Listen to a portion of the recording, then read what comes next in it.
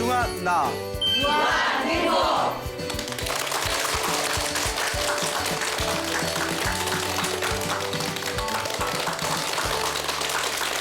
예, 만나서 반갑습니다.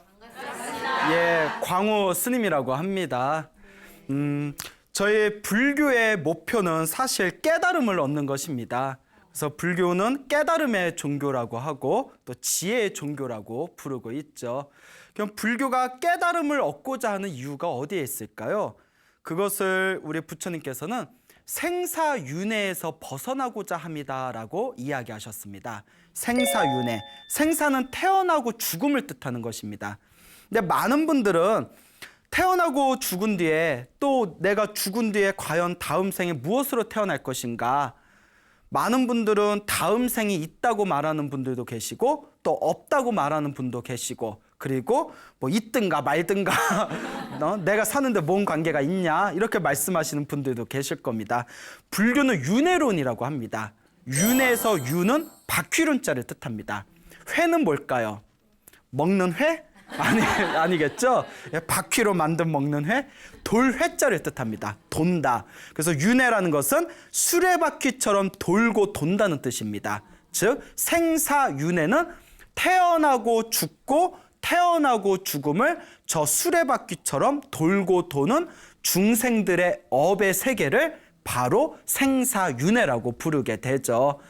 그래서 자기가 지은 업보, 자기가 지은 업 따라서 좋은 업을 많이 지었으면 좋은 곳에 태어나고 나쁜 업을 많이 지었으면 나쁜 곳에 태어나게 된다고 불교의 윤회에서는 이야기하고 있습니다. 그래서 육도윤회라고 하죠. 나쁜 짓을 너무너무 많이 지은 아주 흉악한 사람은 지옥에 태어난다고 합니다. 그리고 욕망 속에서 탐욕을 부리면서 남에게 피해를 줬던 존재는 악귀계에 태어난다고 합니다. 악귀 들어보셨죠? 배고픔에 굶주린 귀신들의 세계입니다. 그 다음에 어리석었던 삶을 살았던 존재는 축생, 짐승으로 태어난다고 합니다. 짐승, 어리석었던 삶을 살았던 존재들. 그 다음에 지옥이나 악귀나 축생에 태어날 정도는 아니지만 무언가 이기기를 좋아하고 자존심이 세고 질투심이 세고 누군가에게 지는 걸 싫어하는 그런 날카로운 성격을 가지고 있는 존재는 아슈라에 태어날 확률이 크답니다. 아슈라, 싸움의 신들이 모여있는 세계입니다. 그러니까 신은 신인데 툭하면 싸우는 거예요.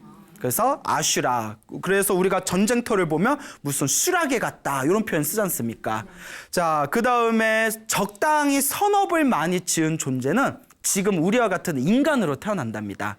그러니까 윤회의 삶에서 봤을 때 어쨌거나 이번 생에 인간으로 태어나는 것은 전생에 좋은 업을 많이 지은 겁니다. 그러니 전생에 좋은 업을 지어서 이렇게 소중한 인간의 몸을 만났으니까 우리가 이 인간으로 태어난 삶을 소중하게 가꾸어 나갈 줄을 알아야 합니다. 그리고 무지무지 복, 큰 복을 지은 사람, 좋은 업을 지은 존재는 어디에 태어나게 될까요? 하늘세계, 청상세계에 태어난다고 합니다. 그래서 지옥, 악귀, 축생, 아슈라, 인간, 천상 이 6가지 세상을 돌고 돈다 해서 육도윤회라고 합니다. 다른 종교에서는 천국에 태어나면 모든 게 끝이라고 합니다. 천국에 태어나는 게 그들의 목표죠. 하지만 불교는 아닙니다. 전생에 복을 많이 지어서 천상에 태어났기 때문에 내가 지은 복이 닿으면 다시 어떻게 될까요? 밑에서 떨어질 수밖에 없습니다. 계속 윤회할 수밖에 없는 거예요. 그리고 지옥에 떨어졌다 하더라도 내가 지은 나쁜 업이 소멸되면 다시 지옥에서 또 나올 수가 있는 겁니다.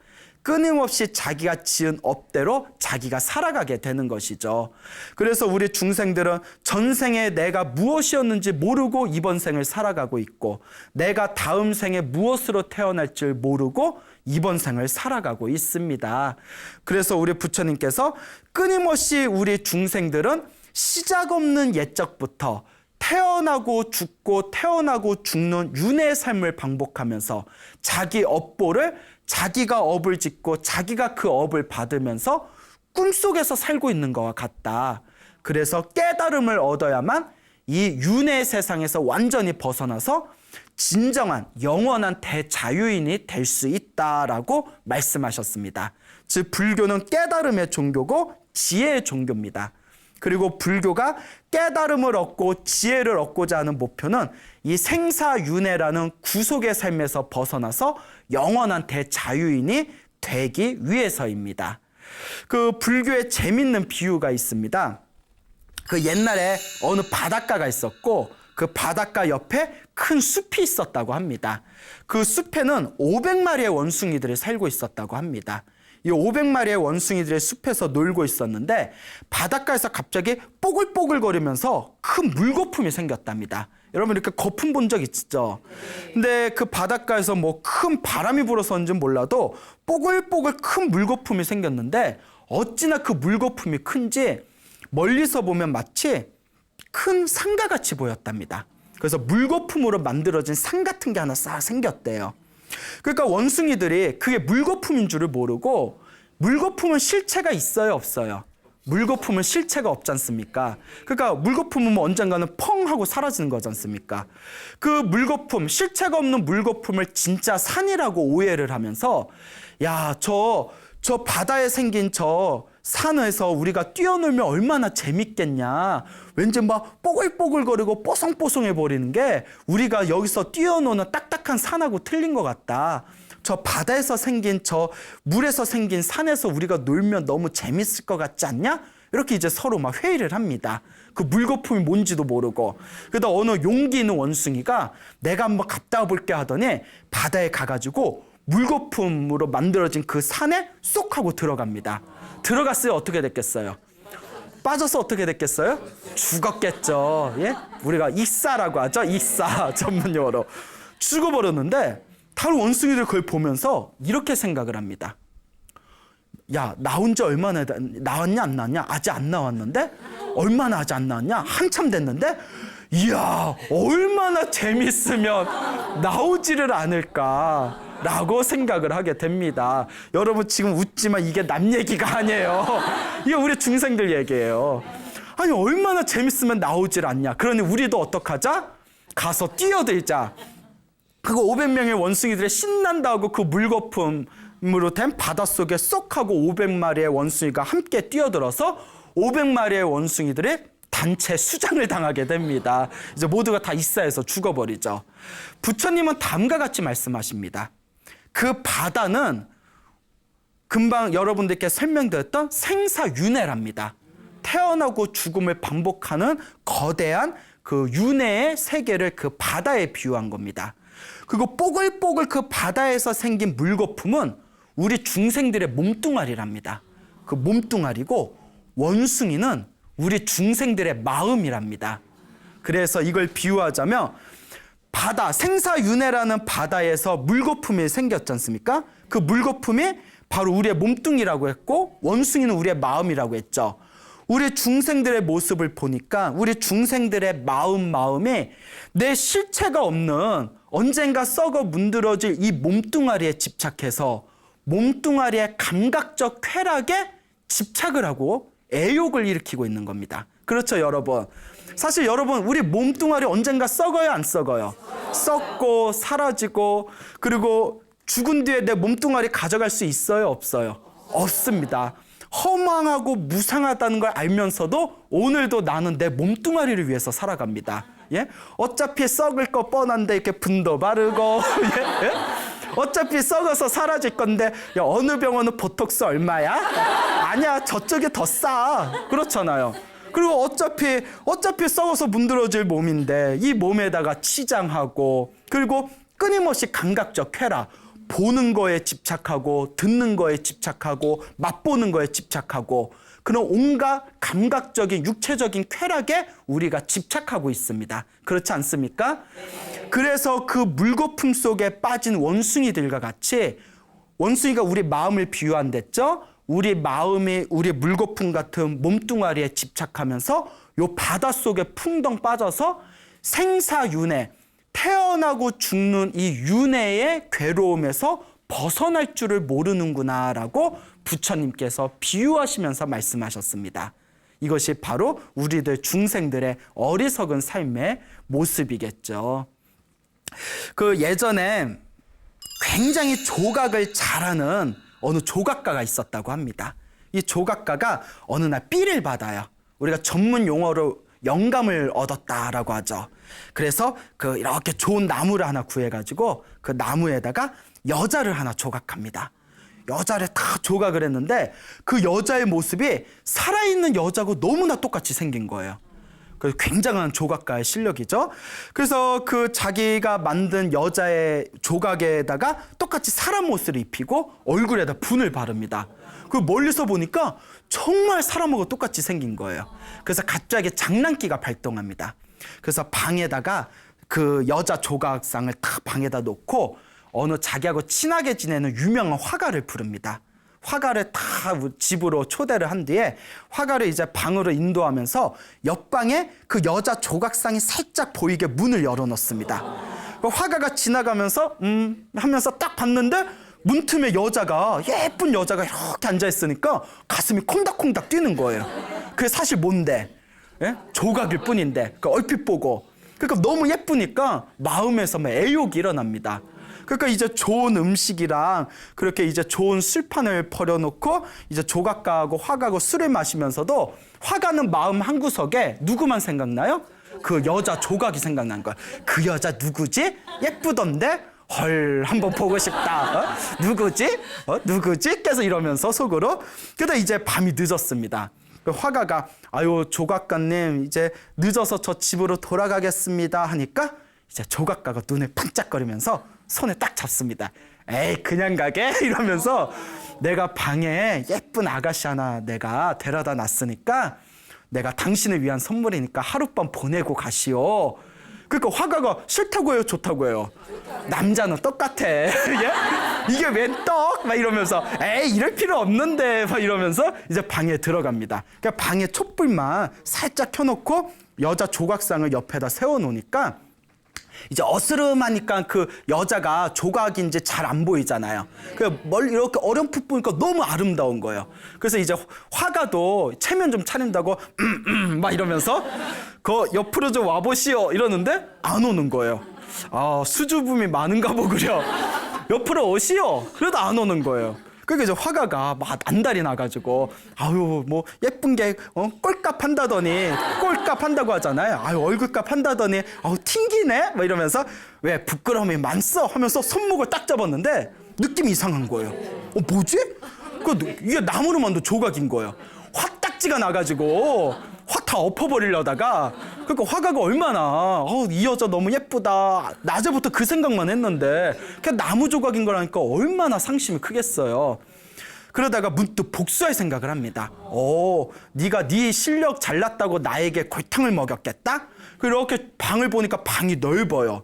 그 벽이 넓어서 벽에다가 자기 얼굴을 그리고 자기 옷하고 똑같이 그리고 목 매달아서 죽은 밧줄로에 싹 그려서 자기가 목이 매달아서 죽은 것처럼 똑같이 그리는 겁니다. 화가도 아주 그냥 명화가였던 거예요. 그리고 실감을 더하기 위해서 그 새들이 주변에서 날아다니면서 얼굴을 쪼아먹는 듯한 모습까지 우리로 하면 뭐 CG라고 해야 되나요? CG를 입힌 거예요. 특수 효과를 입혀가지고 그렇게 그림을 다 그린 뒤에 밤새워서 그린 뒤에 침대 밑에 싹 숨습니다. 그게 이제 아침이 됐는데 조각가가 헤헤 어떤 표정인가 궁금한걸 해서 이제 일어나서 그래 일어나셨습니까? 대답이 없는 거예요. 아직 안 일어나셨습니까? 왜 그러지?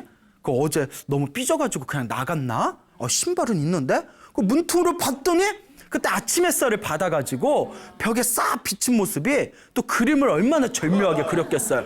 화가가 목 매달아서 죽은 벽에 그려져 있는 그림을 보고 내가 장남 좀 쳤거로니 그거 갖고 목을 매달고 죽어. 그러니까 막 모태솔로는 안 돼. 막 이러면서 이거 제가 만든 말이고 문을 부시고 들어갔대요. 칼을 들고 칼로 빨리 이제 끈을 끊으려고 아이고 내가 장남 좀 쳤다고 이러면 어떡하나 하고 문을 부시고 들어가서 막 이렇게 칼로 끈을 끊으려고 했더니 만져봤더니 뭐예요? 벽하고 그림인 거예요.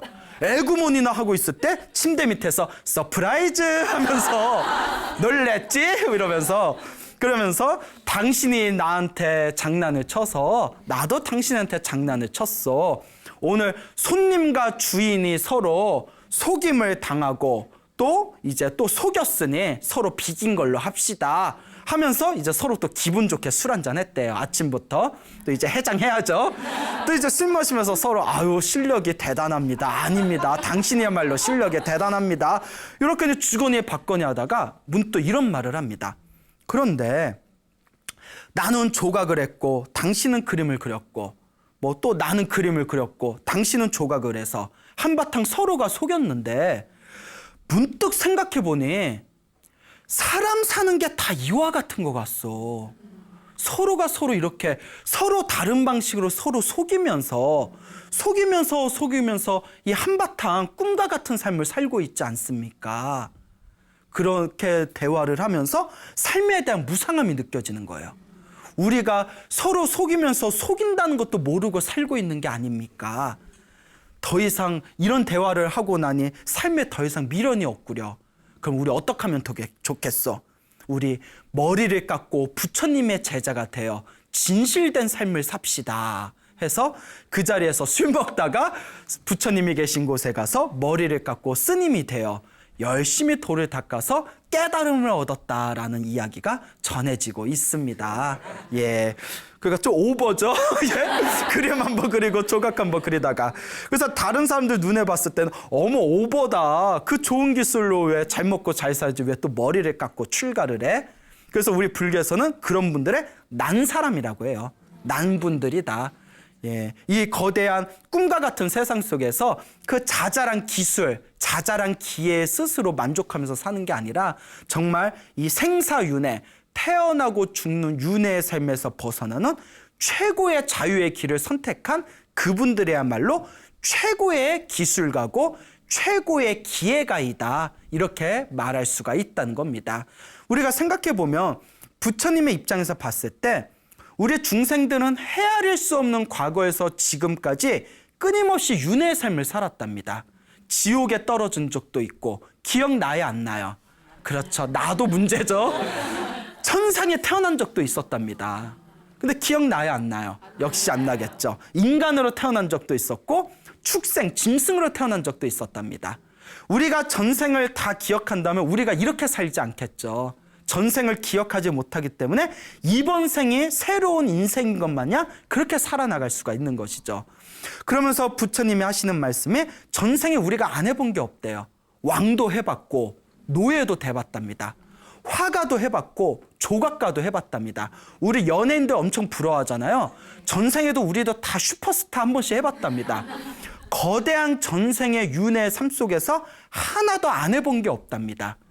안 해본 게 없지만 아직도 스스로 그 물거품과 같은 감각적 쾌락에 몰두하면서 마음으로 깨달음을 얻겠다는 그런 진실한 마음을 일으키지 못하고 있다는 거죠. 그래서 불교에서는 출가도 아무나 할 수 없답니다. 전생에 복을 많이 짓고 전생에 수행한 것이 있어야 출가를 할 수가 있다고 해요. 출가를 해서도 또한 수행도 아무나 쉽게 하는 게 아니랍니다. 전생에 그만큼 닦은 것이 있어야 수행도 바르게 할 수 있다고 합니다. 어찌 보면 그와 같은 조각가와 화가가 서로가 장난을 치고 술 한잔 마시면서 세상의 무상함을 느껴 출가하고 도를 닦아서 깨달음을 얻을 수 있었다는 것 자체가 그 두 분이 전생에 이미 많은 수행을 했던 증거가 아니겠느냐, 우리는 이렇게 살펴볼 수가 있는 것입니다. 그래서 불교에서는 항상 이야기하죠. 이번 생에 사람으로 태어나기 어렵고 사람으로 태어나도 부처님의 법을 만나기가 어렵구나. 수없는 윤회의 삶 속에서 이번 생에 인간으로 태어난 것도 기적이지만 이 인간으로 태어나서 불법을 한 번도 만나지 못하고 부처님의 가르침을 하나도 접해보지 못하고 이 세상을 떠나는 사람들도 많은데 이번 생에 사람으로 태어나 부처님의 가르침을 조금이라도 내가 배울 수 있다는 것은 그만큼 전생에 큰 선업과 공덕을 지었다는 증거다라고 부처님의 경전에서 누누이 이야기하고 계십니다. 그 옛날에 두 명의 형제가 있었다고 합니다. 형과 아우가 있었는데 굉장히 큰 부잣집이었다고 해요. 근데 부모님이 일찍 세상을 떠나게 됩니다. 그래서 형과 아우가 서로 의지하면서 살아가게 되죠. 근데 이 형제가 서로 성격이 판이하게 달랐답니다. 형은 도덕과 그리고 수행, 학문을 좋아하는 성격이었고, 동생은 철저하게 부귀 영화와 재물을 탐하는 성격이었다고 합니다. 그래서 형은 부모님이 돌아가신 뒤에 그 집안 근처에 스님들이 수행하는 사찰이 있었다고 합니다. 그래서 형은 항상 사찰에 가서 스님들께 공양 올리고 보시하고 스님들께 법문 듣고 스스로 부처님의 경전을 공부하면서 스스로 마음 닦는 수행을 했었답니다. 근데 동생이 보니까 너무 마음에 안 드는 거예요. 나중에 형을 불러서 이렇게 얘기합니다. 형님, 저는 도무지 이해가 안 됩니다. 부모님이 돌아가시면 우리 형제가 서로 힘을 합쳐서 우리 집안을 크게 일으킬 생각을 해야지. 왜 툭하면 스님들한테 먹을 거 갖다 주고 스님들이 형한테 옷 한 벌 해줬습니까? 에? 형한테 뭘 해준 게 있습니까? 툭하면 왜 스님들한테 뭐 갖다 주고 왜 툭하면 우리 집안의 장사나 사업 같은 거는 신경 안 쓰고 맨날 스님들하고 경전에 대해서 공부하고 참선한다고 벽 보고 앉아만 있고 저는 형의 행태가 너무나 마음에 안 듭니다 이러는 거예요. 그래서 이 이야기를 본 순간 아이고 우리 형님이 착해서 아우를 오냐오냐 키웠나 보다 이제. 그러니까 아우가 그렇게 형한테 바락바락 대드는 거예요. 그러니까 형님이 이렇게 얘기합니다. 나는 본래 부처님의 가르침을 좋아하고 또 부처님이 가르친 대로 마음 닦는 이 수행이 너무나 좋다. 그런데 너는 부귀와 영화에 탐하고 있고 재물을 아끼고 재물에 집착하는 마음이 강하니 우리 형제가 서로 이렇게 다르는구나. 그러면 차라리 이 집안의 모든 걸 다 너한테 넘기고 나는 머리를 깎고 출가하겠다. 나는 나의 길을 가겠다. 그럼 이제 아우가 그냥 빈말이라도 에이 같이 살아야죠 하고 잡을 법도 한데 잡아야 안 잡아요. 안 잡죠. 그 돈이 다 누구 거야? 내 거야. 그래서 이제 형이 출가하든가 말든가 신경도 안 썼어요. 그래서 이제 형은 다 출가를 한 뒤에 머리를 깎고 열심히 계율을 지키고 수행을 열심히 합니다. 수행을 열심히 해서 마음에 큰 깨달음을 얻습니다. 마음의 깨달음을 얻고 나서 이 중생들이 꿈속 같은 이 세상에서 서로 자기 잘났다고 탐욕 속에 살아가는 이 모습들을 보면서 너무나 동생이 안타까운 거예요. 내가 그래도 하나뿐이 없는 혈육인데 내 동생이 잘 돼야지. 지금 저렇게 눈앞에 보이는 것에만 집착하면서 저 쾌락을 누리면서 살지만 언젠가 저 어리석은 업보를 다 받을 텐데 내가 바른 길로 인도해야 되지 않겠냐. 그래서 이제 오랜만에 동생을 찾아갑니다. 그 동생이 이렇게 형님이 다 오면 뭔가 기뻐하는 마음이 있어야 되는데 아니 뭐가 아쉬워서 또 왔어? 또 이런 눈으로 이제 홀겨보는 거야. 그래서 동생을 다 앉혀놓은 뒤에 동생한테 이 윤회 세상에 대해서 얘기합니다. 동생아, 네가 살고 있는 이 세상이 전부가 아니다. 내가 이번 생에 지은 업을 다음 생에 받아야 된다. 이게 인과 업보고 우주의 법칙이다. 그러니 착하게 살아라. 사람들한테 베풀어서 복을 지어라. 스님들에게 공양을 올려서 큰 공덕을 지어라. 부처님의 가르침을 받들어서 마음을 닦는 수행을 해라. 그래서 복과 선업과 공덕을 짓고 궁극에는 깨달음을 얻어서 이 윤회 세상에서 벗어나는 것이 최고의 길이다. 누누이 설명을 하는데 쇠귀의 경익기라는 말 들어보셨죠? 네, 소귀의 경익기예요. 그러니까 형님 그런 말 다 필요 없습니다. 나는 그런 거 아무 관심 없으니까 나한테 그런 말 할 필요 없습니다. 이러는 거예요. 이걸 가리켜서 아직 인연이 되지 않았구나. 그래서 이제 형이 아우와 이제 마지막으로 작별 인사를 하고 떠나게 됩니다. 그 아우는 평생을 자기의 쾌락과 욕망에 따라서 부귀 영화에 탐착하고 재물을 아끼면서 살다가 결국은 목숨이 다해서 세상을 떠나게 됩니다. 근데 자기 업은 자기가 받는다고 했죠. 평생을 어리석은 삶을 살았던 업보의 대가로 다음 생에 소로 태어나게 되었다고 합니다. 소로 태어나게 되었는데 여러분 전생에 업이 많을수록 튼튼한 소로 태어난답니다. 왜 그럴까요? 그만큼 그렇죠. 아유 똑똑해. 예? 그만큼 일 부려먹으려고. 그러니까 이 아우도 건강한 황소로 태어난 거예요. 황소로 태어나서 그 당시에 소금을 파는 소금 장수한테 팔려갑니다. 소금이 얼마나 무거워요. 소금을 등에 지고 산을 몇 개를 넘고 평생을 몇 년 동안 소금을 짊어지고 산을 넘고 다시 집에 와서 소금 싣고 산을 넘고 몇 년 지나지 않아서 이 황소가 관절도 다 하고 몸에 힘도 빠져서 산을 올라가다가 풀썩하고 쓰러져 버립니다. 소가 쓰러지면 주인이 어때요? 소야 아파? 어떻게 업어줘? 이러지 않잖아요. 이놈의 소가 꾀를 부리네 하고 막 책찍질 하잖아요. 일어나 일어나 하고 막 때리잖아요. 그때 어느 허연 수염을 가진 노스님이 그 소가 맞고 있을 때 옆을 지나가게 됩니다. 지나가는 그 노스님이 누구였을까요? 그렇죠, 형이었던 거예요. 어떻게 인연이 다 절묘해요? 그 딱 지나가는데 그 노스님이 소가 맞고 있는 걸 보니까, 쓰러져서 맞고 있는 걸 보니까 너무 안타까운 거예요. 그러면서 저 소는 전생에 무슨 업보를 저렇게 많이 저질렀길래 저렇게 괴로움을 당해야 되나. 그러면서 그 노스님이 저 소가 전생에 뭐였나 하고 다 전생을 살펴봤대요. 신통력으로. 에구머니나 누구예요? 자기 동생이었던 거예요. 그러니까 이 노스님이 가슴이 아파서 그렇게 전생에 복 좀 지어라, 복 좀 지어라. 그렇게 말 더럽게 안 듣더니 소로 태어났구나. 내가 그렇게 경을 읽어도 소귀의 경읽기라고. 결국은 뭘로 태어났구나? 소로 태어났구나. 그걸 가면서 소를 이렇게 어루만집니다. 아우야, 아우야, 나를 알아보겠냐. 뭐 소가 뭐 알겠어요? 나를 알아보겠냐. 전생에 네 형이었던 스님이다.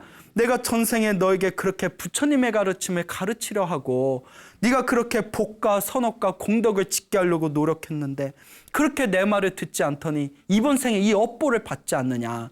어떻게 하면 좋단 말이냐고 큰 스님이, 그 노스님이 안타까우면서 다 소를 어루만지니까 그 큰 스님, 노스님의 자비심의 힘에 의해서 소가 순간 머리가 환하게 밝아집니다. 머리가 환하게 밝아지면서 그 순간 자기가 전생의 모습을 기억합니다. 그 스님의 자비스러운 손길에 자기의 전생이 싹 기억하면서 눈물을, 그냥 닭똥 같은 눈물을 뚝뚝 흘리는 거예요. 소가 눈물 쭈르륵 쭈르륵 흘리잖아요. 그걸 보고 이제 스님도 울고 옆에 있는 장사꾼도 얼떨결에 울고 소가 왜 이러지? 스님은 왜 울지? 또 얼떨결에 같이 울고 소도 막 울고 하늘도 막 울고 지나가는 새도 울고 뭐 울든가 말든가 뭐 여하튼 그러다 보니까 이제 이 노스님이 너무 안타까워서 주인한테 자초지종을 얘기합니다. 내 전생의 아우였는데 내 말을 듣지 않고 이렇게 소의 몸을 받았어. 지금 보안이 다 늙고 무릎도 다 상해서 더 이상 일하는데 쓸 수도 없을 것이고 내 전생에 내 아우였던 빚으로 내가 제도하고자 하니 이 소를 그냥 나에게 주면 안 되겠어. 주인 같으면 아니 있으면 어디서 작업이야? 막 이러겠죠. 왜? 전생에 아우인지 아닌지 어떻게 알아? 이럴 수도 있잖아요. 응? 있으면 눈 뜨고 코 베어가요. 기세네? 뭐 이럴 수도 있는데 옛날 사람들 순수했잖아요. 옛날 사람들 얼마나 순진해요. 옛날엔 사기치기 편했을 거야. 그리고 그 장사꾼이 불심이 있었나 봐요. 불자였나 봐요. 아유, 스님이 그렇게 얘기하시니 제가 제 몸뚱아리에 소름이 다 돋습니다. 이제 이 소, 뭐 어차피 이 소 지금 몸 상태를 보니까 더 이상 일시키기도 뭐하고 제가 스님께 보시하겠습니다. 스님이 데려가십시오. 그러면 옛날 사람들 착해요. 그런 게 있잖아요. 요새 같으면 뭐 두당 얼마 막 이랬을 텐데 어쨌거나 노스님이 다 그 소를 절에 데려갑니다. 깨끗하게 목욕을 시키고 매일매일 법문을 들려주는 거예요. 소한테 매일매일 법문을 들려주고 경전을 들려주고 연부를 해주고 그리고 그 소가 다음 생엔 좋은 몸을 받기를 축원을 해줍니다. 그리고 얼마 지나지 않아서 그 소가 자비스러운 그 노스님, 전생의 형이었던 노스님의 자비스러운 법문과 연불소리의 덕택으로 죽은 뒤에 소의 몸을 벗고 하늘세계, 천상세계에 태어났다고 합니다. 야, 소였다고 어디에 태어났어요? 천상세계에 태어났겠죠. 그럼 그 죽은 소는 어떻게 해야 되나? 뭐 한우? 예, 뭐 LA가 LB? 예, 웃자간 말이고요. 자, 그래서 실제로 우리 불교에서는 어리석은 삶을 살았던 존재들은 다음 생에 축생으로 태어난다고 합니다. 그런데 재밌는 게 있어요. 절에 스님과 인연이 있는 축생들은 과거에 절에 인연이 있는 존재들이랍니다. 뭐 전생에 스님이었는데 수행을 제대로 안 해서 뭐 이번 생에 축생으로 태어나는 경우도 있고 뭐 전생에 그 절에서 일하는 신도나 뭐 절에 다니던 신도였는데 뭐 어리석은 삶 때문에 축생으로 태어났지만 그 절과 인연이 있어서 그 절에 찾아오는 짐승이 될 수도 있는 거죠. 그래서 티베트 불교에서도 뭐 절에 개나 고양이가 있으면 먹을 걸 주면서 항상 옴마니 밤매움을 읽어준답니다. 옴마니 밤매움, 옴마니 밤매움, 옴마니 밤매움 하면서 다음 생에는 사람으로 태어나서 부처님 은혜 갚아라 하고 기도를 해준답니다. 그러면 티베트 스님들은 분명히 스님들의 축원을 받은 그 짐승은 다음 생에 다시 사람 몸을 받아서 아, 내가 스님 덕분에 사람 몸을 받았으니 이번 생에 부처님 은혜 갚아야 되겠다 하면서 독실한 불자가 된다고 합니다. 제 아시는 신도분이 있는데 그 신도분이 고양이가 있는데 집에서 이렇게 금강경을 읽으면 고양이가 귀신같이 와서 무릎 위에 딱 앉는데요. 무릎 위에 앉으면 금강경 다 읽을 때까지 움직이지 않는답니다. 가만히 앉아서 듣고 금강경 다 읽고 나면 이게 또 쪼르르 자기가 놀고 싶은데 자기 자리로 그냥 가버린대요. 또 금강경 읽으려고 딱 자리 잡으면 귀신같이 알고 또 무릎 위에 딱 앉는데요. 제가 그래서 분명히 말씀드렸습니다. 저 고양이는 다음 생에 사람이 되든 무엇이 되든 어떤 존재로 태어나서 부처님 은혜 갖는 그런 존재가 될 것이라고. 그리고 금강경을 옆에서 들은 공덕으로 다음 생에 아마 지혜가 있을 거라고. 그런 이야기가 제가 만든 말이 아니라 그런 이야기가 불교 경전설화에 굉장히 많이 전해지고 있습니다. 그래서 이 이야기를 전해 듣게 된 그 장사하시는 그 장사꾼들이 상인들이 야, 그 소와 그 전생의 형님이었다는 그 노스님의 이야기 너희들 들어봤냐? 우리도 평생 처자식 먹여 살린다고 돈에 집착하면서 사는데 우리가 이미 돈은 벌을 만큼 벌었고 여기서 더 욕심 부리면서 산다면 우리도 다음 생에 어떤 몸을 받을지 장담할 수 없는 거 아니냐. 우리가 다음 생에 소몸을 받을지 개몸을 받을지 아귀로 태어날지 지옥에 태어날지 다시 인간으로 태어날지 어떻게 장담하겠냐. 그러니 우리 여기서 다 모든 걸 놓아버리고 머리를 깎고 출가해서 우리도 돌을 닦자 해가지고 그 소를 부리던 장사꾼과 그 주변에 가까이 친하게 지내던 상인들이 다 함께 사찰에 가서 머리를 깎고 열심히 출가해서 그 상인들도 모두 큰 깨달음을 얻었다라는 이야기가 경전에 전해지고 있습니다. 여러분 어때요? 이런 얘기 자꾸 들으니까 여러분도 출가하고 싶은 마음 들어요? 예? 아니요? 그래서 예? 아 출가까지는 뭐 예? 자 여러분 우리가 흔히 이런 얘기 했어요. 진짜 불자냐 진짜 불자가 아니냐 그러니까 진짜 불교 신도냐 불교 신도가 아니냐의 기준이 내 자식이 출가한다고 했을 때 붙잡으면 불교 신도가 아니래요. 예? 근데 내 자식이 출가한다고 했을 때 환영하고 기뻐하면 진짜 불교 신자래요. 그러면 이걸로 한번 스스로 한번 생각해 보는 거예요. 내 자식이 출가한다고 하면 나는 잡을 건가 안 잡을 건가. 만약에 잡으면 진짜 불교 신자 아니에요. 근데 어떤 분이 이러더라고요. 스님, 저는 제 자식이 출가한다면 절대 놓아줄 수 없습니다. 그런데 남편이 출가한다면 제가 남편이 출가한다면 우리 남편 출가하는 거 제가 적극적으로 제가 지원하고 밀어줄 용의가 있습니다. 그러면 저는 불자입니까 아닙니까 이러더라고요. 그래서 보살리커는 약간 사심이 깃든 것 같은데요. 남편이 출가하면 그냥 놓아줄 수 있습니다. 그 약간 사심이 있는 것 같습니다. 제가 또 이렇게 우스갯소리로 이야기한 기억이 납니다. 자, 그래서 우리 부처님께서 어느 날 큰 설법을 하고 계셨을 때 그때 어느 비구니가 부처님의 설법을 듣다가 깨달음을 얻습니다. 깨달음을 얻었는데 갑자기 부처님을 보더니 막 웃다가 막 울다가 막 또 울다가 막 웃는 거예요. 비 오는 날 그럼 무서울 것 같아요. 비 오는 날 막 웃다가 울다. 부처님 설법을 듣다가 깨달음을 얻었는데 막 웃다가 울다가 웃다가 울다가를 반복하니까 그때 부처님의 제자가 부처님께 여쭙습니다. 저 비구니는 전생에 어떤 복이 있었길래 부처님의 설법을 듣고 그 자리에서 깨달음을 얻은 것입니까? 그리고 왜 저렇게 갑자기 웃다가 우는 것입니까? 또 왜 울다가 웃는 겁니까? 도대체 무슨 연유입니까? 했을 때 부처님이 다음과 같이 얘기하십니다. 이거는 머나먼 전생의 인연이다. 머나먼 과거 전생에 돌을 닦던 코끼리 왕이 있었다. 근데 코끼리인데 돌을 닦는 거예요. 그러니까 신령스러운 존재죠.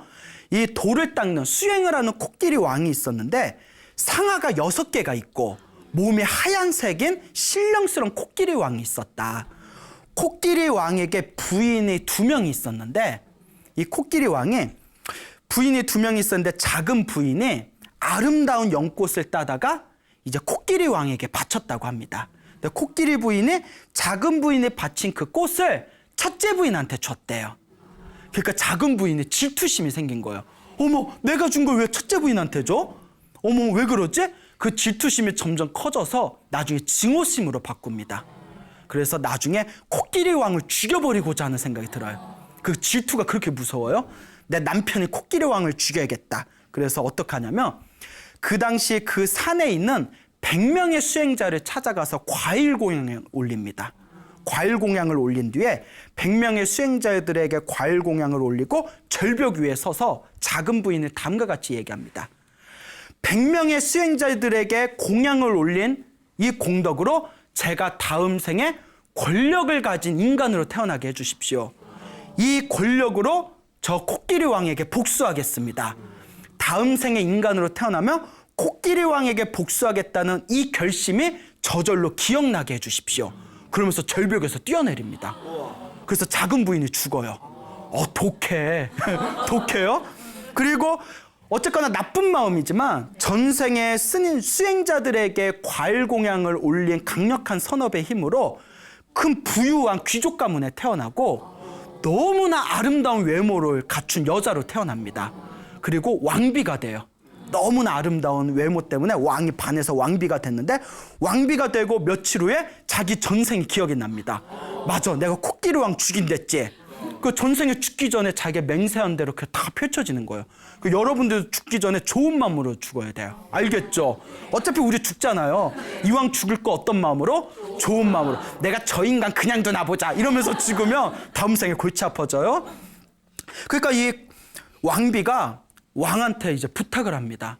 제가 꿈에서 상아가 6개가 달린 하얀색 코끼리를 봤는데 그 코끼리를 죽여서 내가 상아로 비녀를 만들어서 내가 그걸 꽂지 않으면 몸에 병이 날 것 같습니다.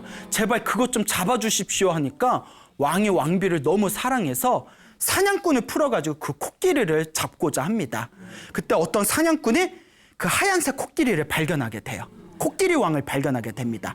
그리고 화살을 날렸는데 어디서 화살이 핑 하고 날라오는 걸 느끼고는 코끼리 왕이 숲을 뒤져서 사냥꾼을 잡습니다. 그 사냥꾼에게 너 왜 나한테 화살을 날렸냐? 인간의 말을 한 거예요. 왜냐면 이제 돌을 닦는 코끼리니까 여기서 너무 따지지 맙시다. 어머, 코끼리가 무슨 말을 해요. 예, 따지지 말고 왜 나한테 화살을 쏘느냐 이랬더니 이제 사냥꾼의 자초지종을 얘기합니다. 그러니까 코끼리가 그 왕비가 전생에 누구였구나. 내 작은 부인인데 원한을 품고 나한테 이러는 거구나라는 것을 딱 직감합니다. 그래서 사냥꾼에게 자기 상아를 빼가지고 사냥꾼한테 주고 돌려보내게 됩니다. 그래서 이제 사냥꾼이 가서 왕비한테 죽였다고 거짓말을 하고 이제 상아를 바치니까 어차피 목적으로 한 상아는 가져왔으니까 왕비가 그걸 보고는 몇 날 며칠 동안 기뻐하면서 웃다가 후회하면서 울다가 웃다 울다 피를 토하고 죽어버렸답니다. 그때 부처님께서 다음과 같이 말씀하십니다. 그때 코끼리 왕이 지금의 누구다? 나 석가모니 부처님이고 그때 작은 부인이 누구다? 그 왕비가 누구다? 저 설법을 듣고 깨달음을 얻은 그 비구니이다.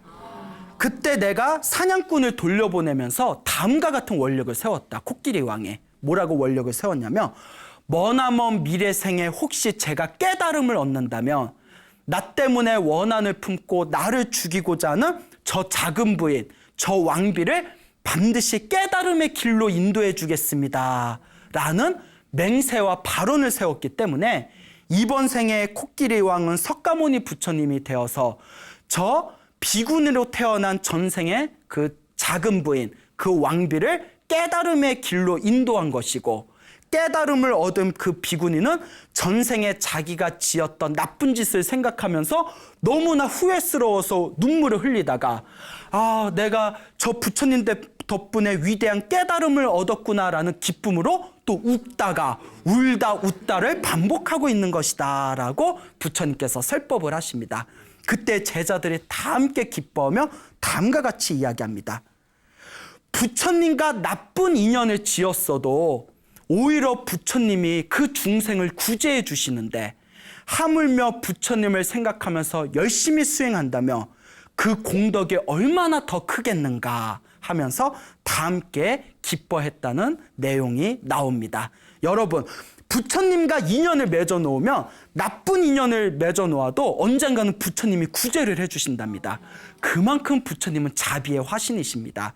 하물며 부처님과 좋은 인연을 맺어 놓았더라면 얼마나 우리가 더 큰 공덕을 받지 않을 수 있겠습니까?